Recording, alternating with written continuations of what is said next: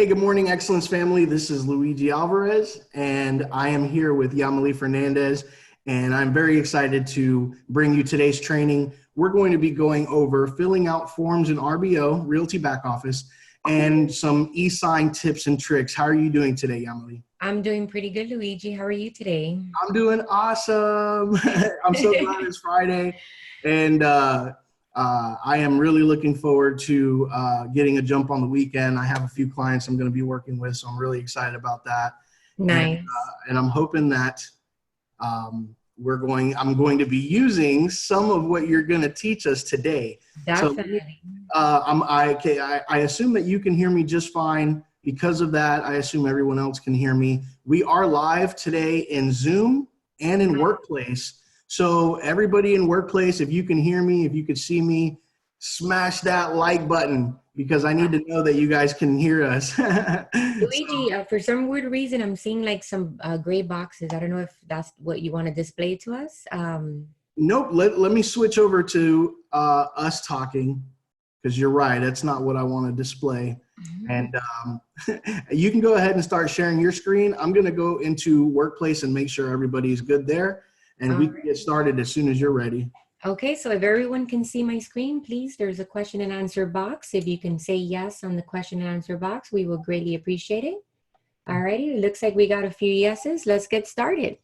All right, so here today, we're going to be actually showing you how to use Realty Back Office when you're typing up a contract.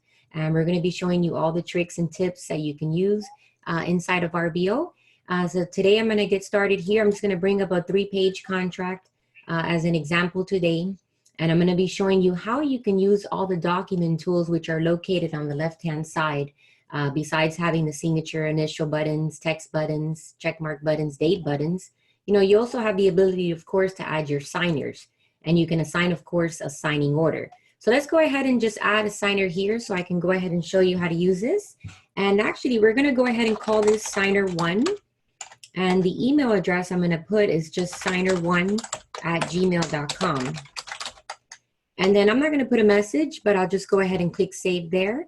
And then what I'm going to do is I'm going to add signer1 and signer2, and we're going to make a template today. So let's go ahead and add signer2 here. And then we'll add the signer2 email address. And then we'll go ahead and click save on the bottom. Now that I have my signer1 and signer2, I'm going to go ahead and grab the signature tool. So all I have to do is click on it, of course. I'm going to scroll down on the page and I'm going to drop the signature button exactly where I want it to be.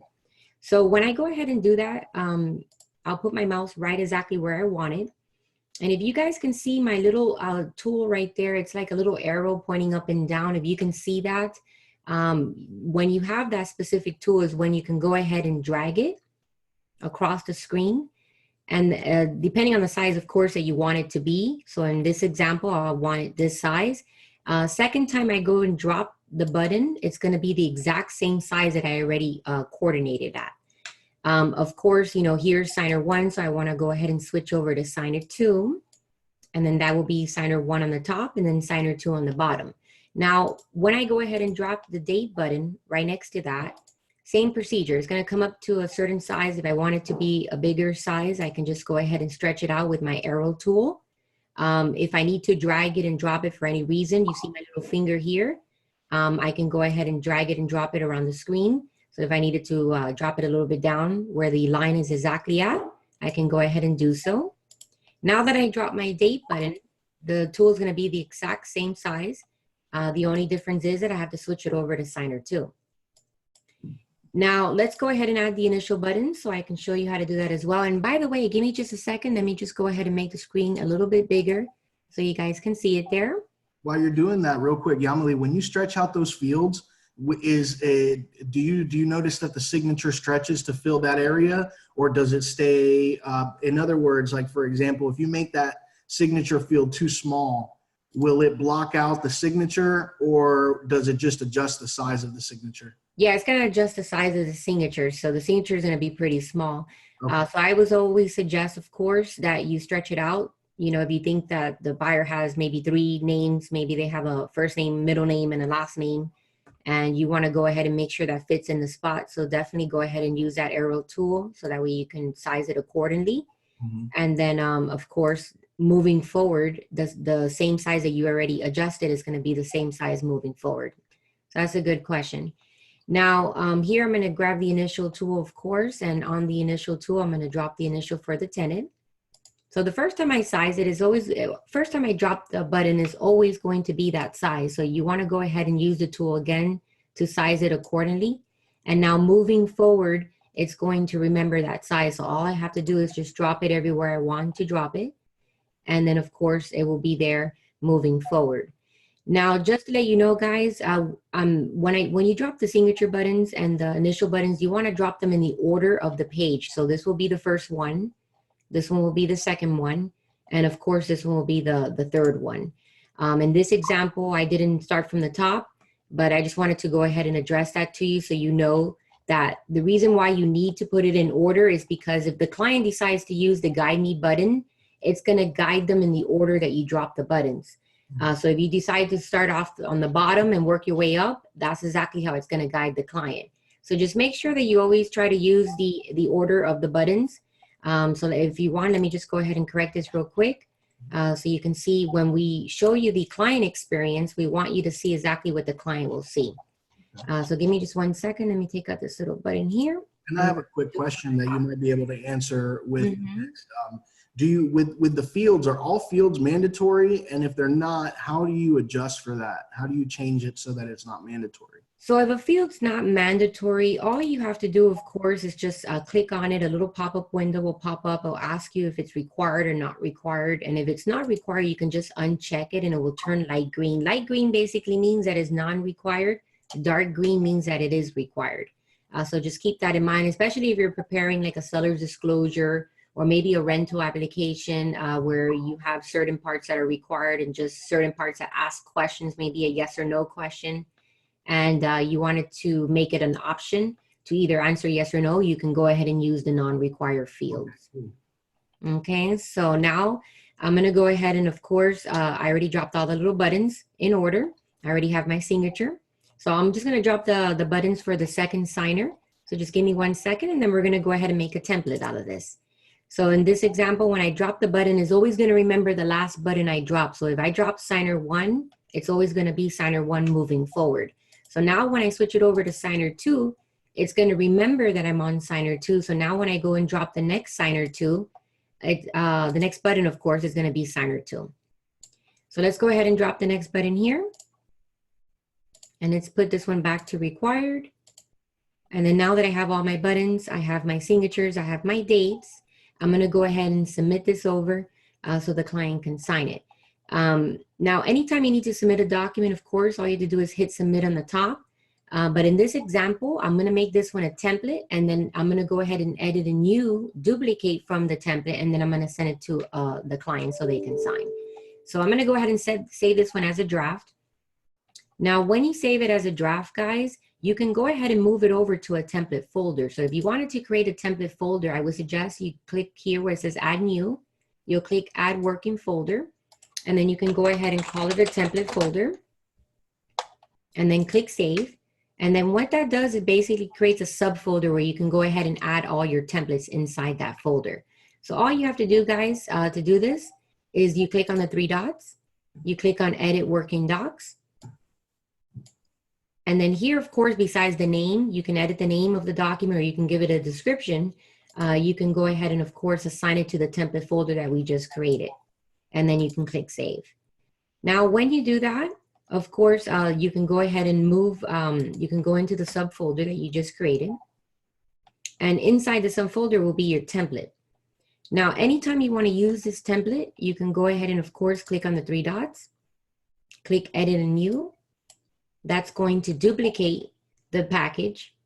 Now you're going to open up the duplicated version. And then this is where you're going to go ahead and send it out to the client. But before you do so, you want to go ahead and, of course, change signer 1 and signer 2 to your client's names. So what you need to do that is just, of course, come over here down to signer 1. You're going to click on edit. And then you're going to back out signer 1. And on the bottom, it's going to give you a message that says, do you want to delete all signers and create a new one? You have to say yes to that question, because if you don't say yes, you're going to be modifying the current form with the current signers. So you definitely want to say yes to that question. And then now you're going to go ahead and assign the form over to the new client that's going to be signing. And then you'll go ahead and, of course, put their email address. And then if you want, you can go ahead and, of course, add a message. And then you can go ahead and click save. And then what that's going to do is going to change all the field buttons. They're going to assign to the first signer that you just assigned.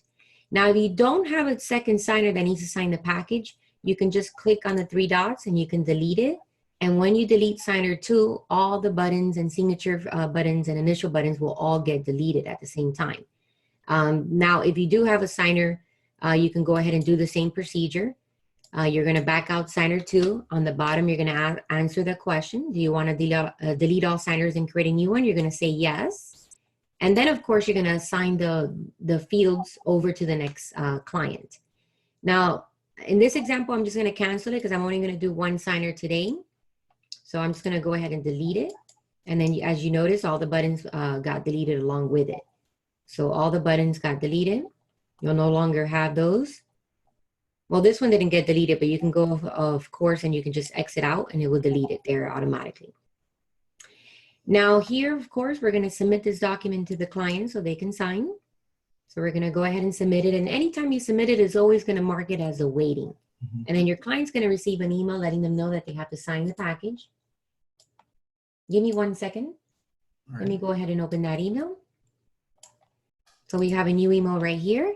It says you've been invited to sign. This will be, of course, the client's name, and this will be the name of the person that's sending the document. Now here, of course, it will let you the client know your message. So any message that you want to let them know, you can go ahead and do so right here. And then your client will be able to click here where it says to review the document. Now, once they click on the document, they'll be inside the software. And then, of course, they can use the Guide Me button on the top. So they can go ahead and sign the package. So the first one is going to be the initial. They'll click on it. And then they can use the signature tool and they can add their signature. Or they can use one of the provided ones. So they can use any of the ones that we provide in the system. So I'm going to go ahead and select this one right here. And I'm going to go ahead and click save. Now, once I do that, the client's going to be able to continue to click on all the buttons and automatically the initial buttons would appear. So they'll initial all the pages and then they'll come to where they need to sign. And then, of course, they can use the signature button if they want to go ahead and sign. But if not, they can go ahead and, of course, click on type and then we'll type the signature for them. And they have plenty of options here to choose. So I'm going to go ahead and choose this one right here. And then I'm going to click save. Now, when I do that, of course, the field would already be signed. And then the date field gets automatically added as soon as the client clicks on it. So as soon as they click on it, it will be dated automatically with today's date. Now, once they've finished signing the package, then all they have to do is click on e-sign now. Now, before I do that, guys, I'm going to go ahead and show you. Let's say, for example, if maybe they didn't date it. And let's go into a different browser. And I'm going to log in so you can see exactly how you will know that your client has not finished the signing process. Give me 1 second while I log into the system. And just a quick reminder for everyone, if you're watching on Workplace, feel free to leave a question or a comment, and I will be checking periodically. Since I don't get notifications, I'll be checking periodically for questions and comments as well. Yes, definitely. Feel free to ask any questions that you have. If either how to create a template or how to edit a new, any questions that you guys have, please feel free to put them in the question and answer box, and we'll be more than happy to help you guys. We did get one about creating or merging documents. So whenever you get a chance, if we can go over that. Definitely. I'll go ahead and show that as soon as we finish the template. Awesome. The signing process, of course. Now here, if you go back into your software inside the working doc and e-sign area, you're going to see that the document is still waiting, but your client might have told you, hey, I already signed the package. I already did everything that was required of me. And then you're probably wondering why you haven't received it back. So all you have to do is click on the document to view it. You'll be able to go inside the package, and as you can see on the bottom, it says signer field status. Dark green means completed fields, and pending means anything that is in orange. So if you scroll down the document, you can see that this initial has already been completed. You'll be able to see that this one has been completed. The signature has been completed, but as you can see, the date has not been completed. So anytime you see anything in orange, all you have to do, of course, is call your client and let them know, hey, look, this is exactly what page you're missing the signature on, or the initial, or maybe the date button, or a check mark button. It can be any button that you had added, and it's still marked as a status as awaiting. So definitely let your client know. And if your client has any issues on how to complete the process, if you click on the training button on the top and you click on on-demand agent training, we do have a video on this. If you click on e-sign and work in docs, you can go ahead and scroll down and share the video that's called e-sign experience client version. You can share this video with your client. So you can just go ahead and copy and paste that link. And then you can go ahead and, of course, send them an email letting them know, hey, this is exactly what you need to watch. This will guide you through the process of the e-sign experience with Realty Back Office. So definitely go ahead and share that video if your client has any issues. But definitely you can guide them the way, because you will know exactly what initials and signatures or date buttons are pending. Now let's go back here real quick. That's an awesome feature, by the way. That video is really a really cool feature, something you can send to them maybe during your initial consultation or something like that. Definitely. You can even send it right before you're about to send the signing process. That way you can avoid mistakes like this, because it can delay the process of the offer, of course, being signed. And if your offer is not getting signed, you can submit it over to the listing agent, so your offer could be on the table with everyone else's offers. Exactly. That happened last week, actually. Yeah, time is of the essence, of course. So if you're not on top of the offers and sending them on time, you might lose your client an opportunity. So definitely keep an eye on that and always be prepared. And you can be proactive, of course, and send that video out to your client. That way they can be aware of how to use the software. Now let's go ahead and finish that date button. So the client, of course, is going to click on the date button, and then they're going to go ahead and e-sign now. Now, sometimes you might have a client that will click on the date button and think that they're completely done, and that's not the case. And let me show you how that will look like on the agent side. So let's go ahead and refresh that page now. And as you can see, you have that one's been completed. That one's been completed. They're all completed, but you're wondering why you haven't received the document back. And if that's the case, if you see that everything has been completed, it's because your client hasn't acknowledged the e-sign button, and they haven't acknowledged the electronic signature act. So let's go ahead and show you what that will look like when they finish. All they have to do is click on e-sign now. And then there's an electronic signature agreement that they have to accept. Once they click on accept, the package will be completed, of course, and it will send them to a landing page that will say document signed successfully. Now, when that happens, of course, you'll receive an email letting you know that the client has completed the process. Besides that, the client will receive an email as well, where they'll be able to click here to review the package. Now, when they click inside there, they'll be able to, of course, view the package that they have signed. They can view it online. They can, of course, click here for history. So if they wanted to see the history of the IP address or the date and time, they can go ahead and do that.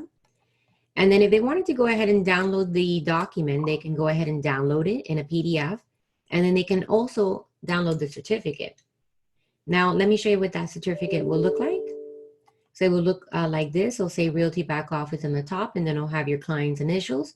It'll have how many signatures were on the form, initials, text buttons, check mark buttons, date buttons. All of that will be there, of course, on the certificate. Now, let's say, for example, if they downloaded a document and maybe later they didn't download the certificate and they forgot to, not a problem, because when they download the document, the PDF itself will have a link to the certificate, and they will go ahead and be able to, of course, click on that link to obtain the certificate as well. So the link is right here on the top, guys. So if you ever send an offer without a certificate and the other party is asking you, oh, you didn't send it with a certificate, you can advise them that on every document, our software marks it on the top of the page with the link to the certificate. So all they have to do is click on it, and it will take them straight to the certificate. So there's no need to send the offer with the certificate if you forgot to, or if you don't want to. That's not a problem. The certificate's always on the PDF. Now let's go ahead and close that out, and then we're going to go back into the signing process. So I'm going to log back in as the realtor. Give me 1 second.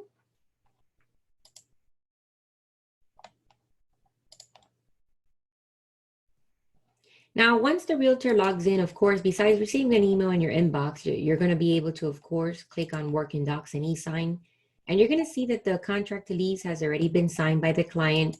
If you click on the document, you'll also be able to download it right here. You can download the certificate. You can see the history that we just finished signing this at 10/12. And then the other one was signed on 10/10.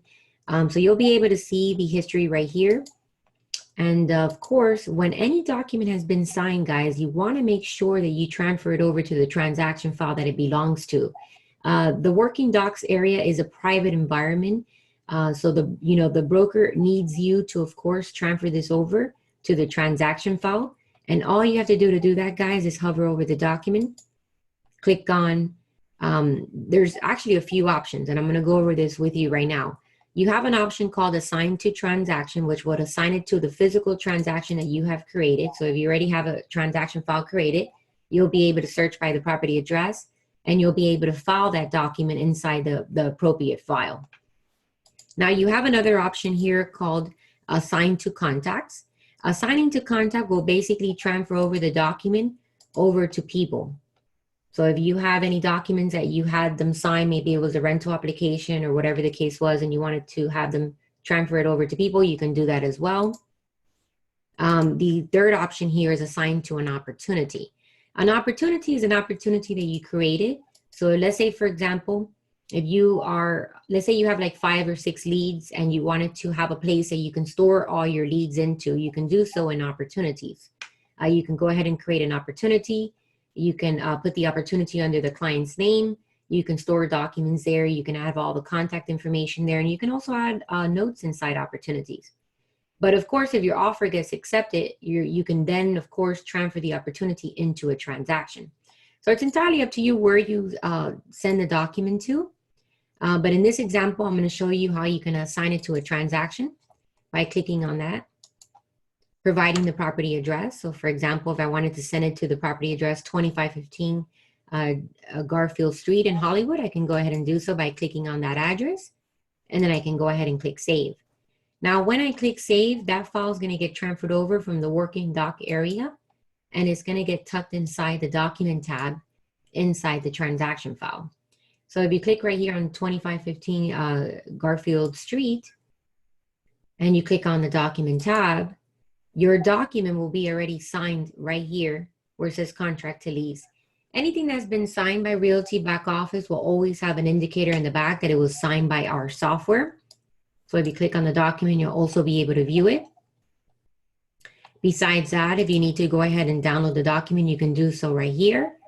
You can download the certificate. You can email a copy. You can edit a new, and you can, of course, send it back to Working Docs if you made a mistake and you need to make a correction. And I'll show you how to do that in just a bit. Now, let me show you how to email a copy from Working Docs and, of course, the document file. So there's 2 places you can email. You can email from the actual transaction file, or you can email from the Working Doc area. So let's say I wanted to email this copy to a client, or maybe to the listing agent. I can go ahead and add their email address. And when I do so, remember, you have to hit enter behind the email address. That's the only way the email leaves the mail server. So you'll want to hit enter right behind the email address. You can go ahead and add a message. Hi, here is the document. And then, of course, you can go ahead and click send. When you click send, it's going to send an email to the person. And let me show you what that email looks like so you know. But just to let you know, inside the transaction file, you can, of course, click on a lot of documents at the same time, and you can email them all together. So it's entirely up to you if you want to send them individually or if you prefer to send them all in a package. Now, let me go to the email so I can show you what that email will look like.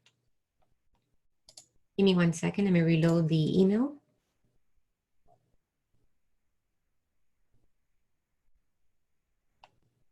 Okay, give me 1 second. It looks like the email hasn't come in yet. Let me go ahead and send it again.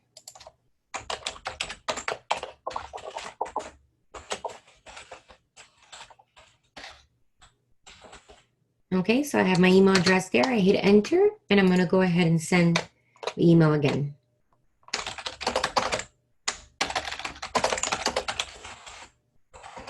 Okay, perfect. So let me click on send, and then we'll just give it a few seconds, and then I'll come back to the email in just a bit. Well, actually, the email just came in. So it will say, when you send an email out to your client, it's going to say your name on it, and it's going to say copy of documents for your record. And then when they click on it, they'll be able to download all the documents right here by clicking on these links. So if they wanted to go ahead and download the document that we just submitted to them, they can go ahead and click here, and then they can download the document, and it will download it to their computer so they can go ahead and view it. Okay. Now let me go ahead and close this out. I'm going to go back to the working docs. And before I go back to working docs, I'm going to go ahead and send it back to working docs so I can show you how that feature works. So let's say, for example, if I made a mistake on this specific package and I need to resend it, maybe I forgot to add an initial. I can go ahead and click on it, click on the 3 dots, and I'm going to click on send back to working docs. So when I do that, it's going to remove it from the file, and it's going to go ahead and send it back to working docs and eSign. Now you'll see that the document has been placed here again. So let's say I made a mistake. Maybe I forgot to add something. Maybe I forgot to add the tenant's name. I can go ahead and, of course, click on the 3 dots, and I can click Edit and New. Edit and New is good for 2 things. It's good to, of course, make corrections, or you can make templates with Edit and New. So just keep that in mind. So now when I click Edit and New, it's going to duplicate the entire package. Now that I have duplicated, I can, of course, add the tenant's name that I forgot to add. And so I'll go ahead and switch back over from the buyer to me. And that's how I'm able to, of course, start typing. And then once I'm ready to resend the document, all I have to do is click on submit, but all the buttons would already be there. Everything will be the same, exactly how you had it prior. The only difference is that now you're able to modify it. And of course, you can send it out for signatures again. So now let's go ahead and send it out for signatures one more time. And I want to show you what it will look like if a client rejects the package, like if they refuse to sign it for a mistake that you might have made on the contract. So let me go ahead and show you what that will look like. So let's click on the document. Now let's say the client goes in and says, oh, wow, you made a mistake on my name. And they come over here to the document options, which gives them 2 different options. It gives them the option to decline the package or finish later. So let's say, for example, if they decided to decline the package. When they click on the button decline, it's going to go ahead and send them to a landing page that says document declined successfully. And then you're going to get an email letting you know that, of course, the document was declined. But besides that, when you go back into the working docs, let me show you what that will look like. Give me 1 second.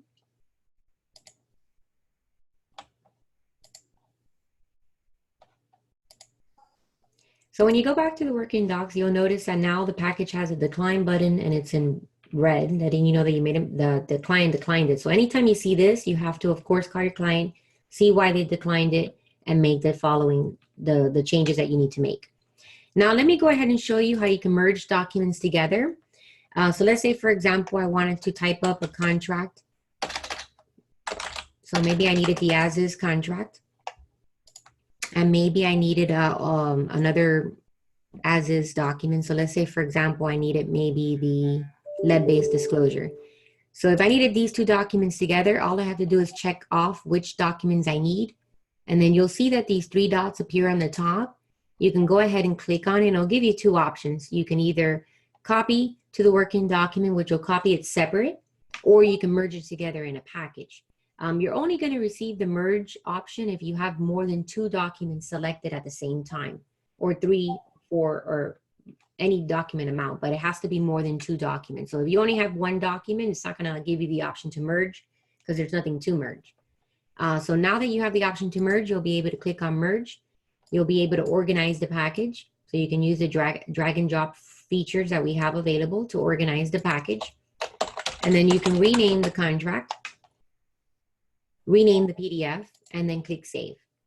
Now, when you do that, guys, the document is currently being generated. So if you click into it immediately and you see a white page, that is an indicator that, of course, the server is still generating the package for you and having all the documents there. So just give it a few seconds, and then you'll refresh your page on the top. And then when you refresh, of course, the document will be already merged together in a package. And then now you can start preparing the package. So as you can see, I merged the as-is contract, and I also merged the lead-based disclosure on the bottom, which you'll see on the last page. That's awesome. Yeah, so you can merge as many documents as you like. And then it's always recommended, of course, that you merge the documents before you start typing up the paperwork. You don't want to type up the paperwork separately because RBO does not have an option to merge documents after you have added all the text buttons on them. So definitely merge the package together first and then start preparing it for signatures. And what I always suggest, of course, if you see yourself that you're always typing up the as-is contract, and maybe you type up the appraisal addendum, or maybe you type up the homeowner's disclosure with the lead-based disclosure. If you're constantly using those documents over and over and over, I would definitely suggest that you merge it together in a package. You name it, of course, that it has the as-is contract and all the following addendums inside the package. But besides that, you can prepare it for a template. And you can add all the buttons just like I showed you today. And then you can have signer 1, signer 2, and you can have the document ready to go. So by the time you place an offer, all you have to do is type up the terms and click submit. You'll no longer have to take your time in adding all the buttons of the signature, date, and initials. So definitely take advantage of that. I always suggest to have a few of them ready to go inside your template folder. And you can, of course, add as many as you like in there. And then all you have to do, guys, is always edit in new before you, of course, start typing up on the paperwork. You never want to use your actual template. So don't open up your template and start typing it up here and then click submit. You always want to go ahead and hover over the document itself, click edit in new.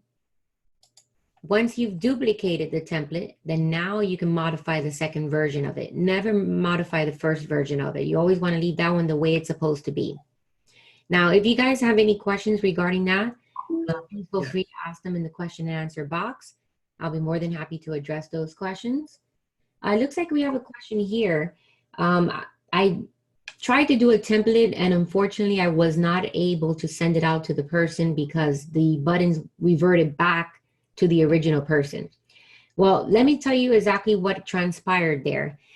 So basically what ended up happening there was that you decided to use your template original folder, your original document. So what happened was you clicked on the document, you started modifying it from the original version.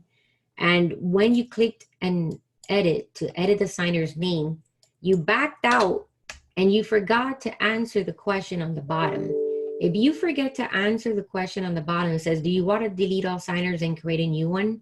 If you say no to that question, or if you just don't acknowledge the question, what's going to happen is the following, that you're going to be modifying the current document. So if you had Chris Torres and you send this document to Chris Torres signed the document, send it back to you. And now you're using that exact document and you edit in you to duplicate it. And then now you're trying to modify it and send it to someone else.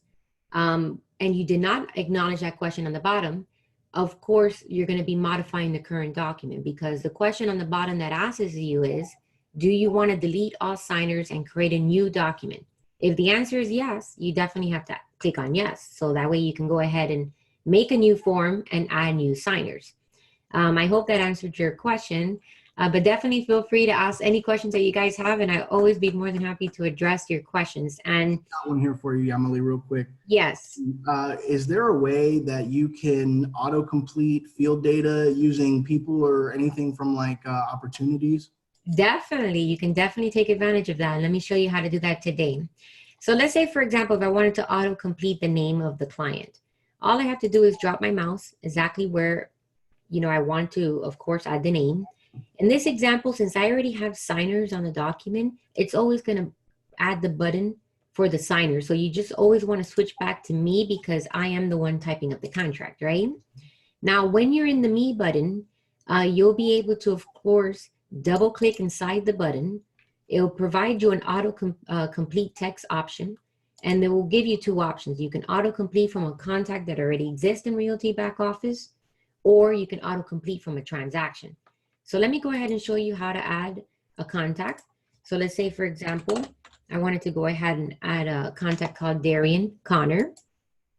I'll go ahead and select his contact profile. And then inside his profile, you'll have all the data that exists inside his profile. So here in this example, I'll have his name, his phone number, email address, and the address, of course. So if in this example, I wanted to type up his name, all I have to do is select the fields that I want to add. I click save, and it will drop his name automatically. Nice. Now, if I wanted to, of course, autocomplete the address, then I, of course, drop another text box. I double click inside of it. And then now I'm going to switch it over to a transaction. I'm going to type in the property address. And it's always going to give you, of course, the last transaction that you created. Now, if you have two transactions with the same address, always keep an eye on when the file was created. You don't want to use a file that you did a year ago, okay? Especially when you're transferring over a document to the file, because if you transfer it to the wrong file, then you go to the transaction, you're like, oh my God, what happened to my document? The document is probably in the previous file that you selected. So just keep an eye on the address and the created date, of course. Now here, I'm going to go ahead and select this file. And then it's going to give me the option to add all the fields that I want to add. So in this example, I'm going to add the property address, the city, state, and zip code.